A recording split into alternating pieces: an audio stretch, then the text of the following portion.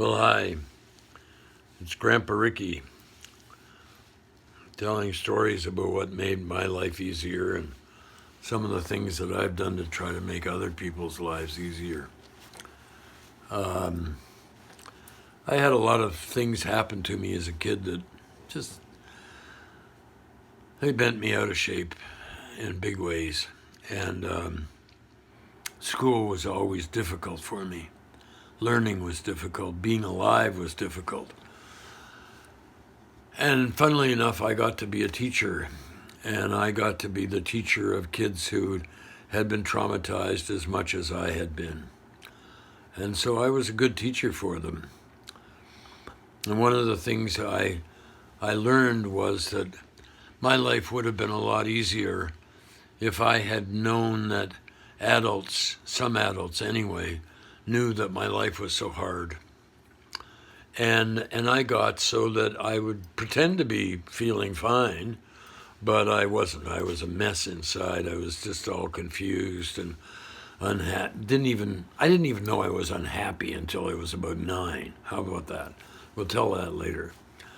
So there was one just classroom full of kids, and they had pain and suffering like you wouldn't believe. And then I read this book about this teacher in Australia or New Zealand, and she was away out in the country with these incredibly hurt kids, and there was no money for books. So what she did was she started making books for them, and she would get the kids to tell her their story, whatever there was going on at home or whatever.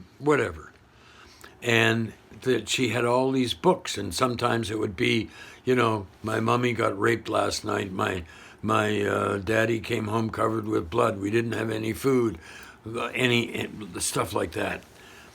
And she put these little books and made a little library and everything, and the kids learned to reading each other's stories. And she eventually got some volunteers to copy the kids' stories down, like print them so that kids could read them. And I did that with the students that I was trying to teach. I was with, and they would write down the god awful stuff sometimes, and they would get it up and they would read it to one another, and then the kids could ask them questions about what they'd read. And then if the kid wanted to, the kid didn't have to get up and tell it. It was only if you wanted to. And the kids with the biggest traumas, the biggest problems, they were the ones who eventually would start to let the other kids know how they were suffering. But then I watched these kids, and they would read about each other's suffering. And you'd give them a library book or something like that. They didn't want to read that. They wanted to read about the other kids' suffering.